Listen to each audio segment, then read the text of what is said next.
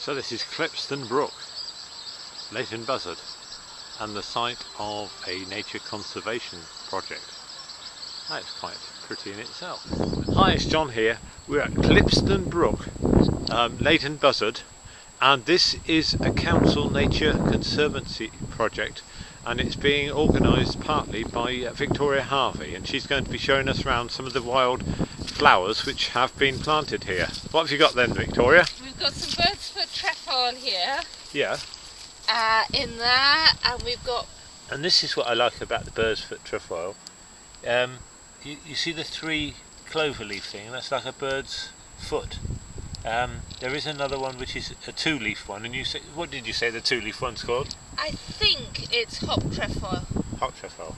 And this is what the common blue butterflies, caterpillars go on to, and I think there's the brown argus and quite a few other butterfly caterpillars breed on that. What else you got? I've got some clover there.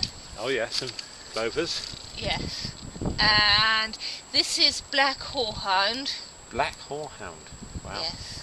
And then if you come along here, we have got... Oh, I see a white. John's wort. See a white nettle there.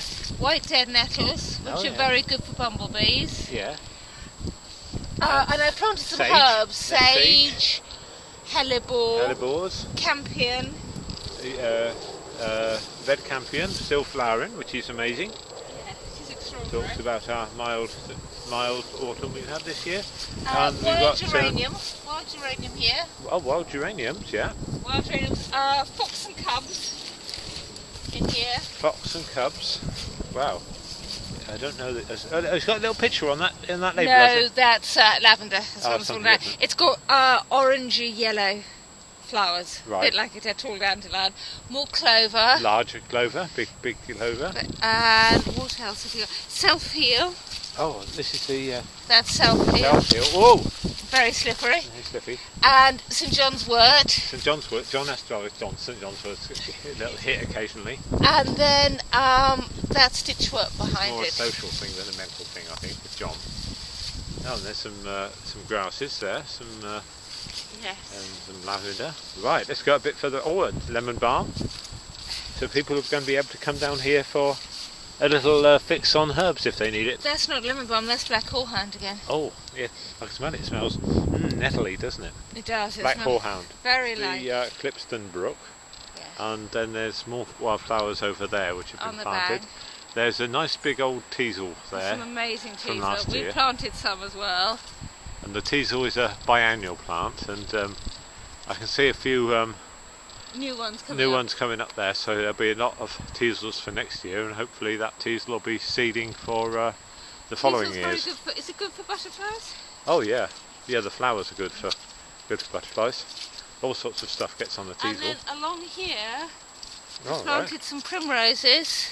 Oh yeah, Scabious, right, clover. yeah. And there's one there. What's that? Little scabious, is it? Yeah, that's a scabious. And that's muskmallow. Oh, that's muskmallow. I would have thought it was wild geranium, but I can see now it's a mallow plant, and they're still growing flowering. on the 21st of December. Yes. Wow. And what would that one be there? That looks like the end of a teasel. Oh yeah. I think that's the end of a teasel. Oh I'm not yes, sure. that's the end of it. Because teasel, more primroses. And this is the one I didn't know about. What you were told? Bigwort. Bigwort, which I think we get on the allotment. It grows huge, doesn't it? Yes, and we have had a very successful lot of comfrey and evening primroses. Yeah, evening primroses here, all gone to seed. Well, we hope, and yes, and there's that's another, one. Yes, that's another really... St John's wort. Maybe John ought to just have a St. quick John's hit of St John's wort just to keep him going. It's the flowers actually you eat, isn't it? Yes. Yeah. And then down there is more evening primroses planted. Right, so we've got a new plant for John here called hedge woundwort. Yes. Presumably it's something to do with saving soldiers in years gone by. Is it something like I that? don't know its background, I'm ashamed to say, but it looks a bit like a nettle, but it has spiky purple flowers. Very good for bees. Primrose is doing well. Because this is all to do with conserving the bee, isn't it? Yes, it's all bumblebees. Now that looks like Michaelmas daisies. Yes, I cheated, but those are. Ah, no, it doesn't matter. And in here, wallclover, I'm glad it's doing well. Yeah. I think that's some rather miserable foxglove. Foxglove, that'll be alright. Say that's an impressive bunch of stitchwort. That's called stitchwort. You know far more about wildflowers than me. And then this one here that's not a ragwort there, is it? I think that is a ragwort. Ragwort, you want to get that out then? Well, a lot of people say it's very good for butterflies. There's a whole debate over it. Ragwort, you'll have that taking over. Yeah, I probably will put it out. What's this one here called? That is another. That's a. I think these are both scabious. Oh, that's a type of scabious. That's devil. They're two different types of scabious. Devil's claw. Yes, devil's bit and. Devil's what? Devil's bit scabious. Oh, devil's bit scabious. Yes. Yeah. And they're the remains, and this is the remains of knapweed, I think. Oh yes. Wild knapweed. And lots wild of geranium, which is very, very good for bees. Yeah. And then this is campion.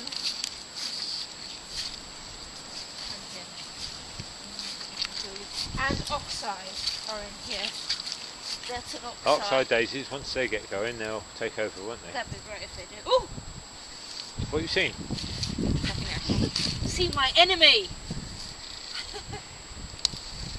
Can't you leave a few of... No, there are lots. There are lots in other places. There is no issue. I know how important they are for orange tips, but they do kill everything I've planted. I've had a major problem with them. Keep the buzz in Leighton Buzzard. Bees are crucial for pollination for many of our food crops such as apples, coffee, strawberries and carrots, etc. I wonder why carrots need pollination. I'll ask Victoria. We have lost half our bees in the last 20 years and loss of habitat is a major reason for this. South Bedfordshire Friends of the Earth, in partnership with the Town Council and Greenland Trust, are planting wildflowers for bees on the banks of the Clipston Brook.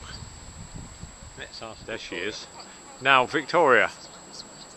Victoria. Can you tell me why bees are essential for growing carrots? Because they pollinate. And they're very crucial for that. They're also very important for tomatoes. You need bumblebees to pollinate tomatoes because they buzz. It's buzzing that releases the pollen. Yeah. So why do you need carrots pollinated?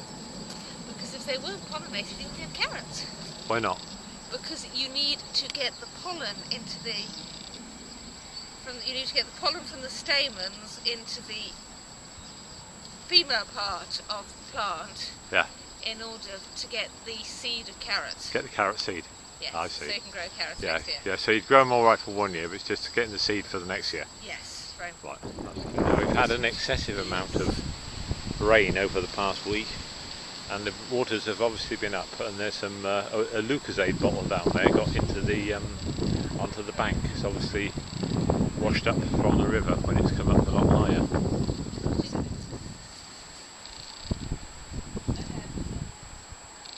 Friends of the Earth saving our bees.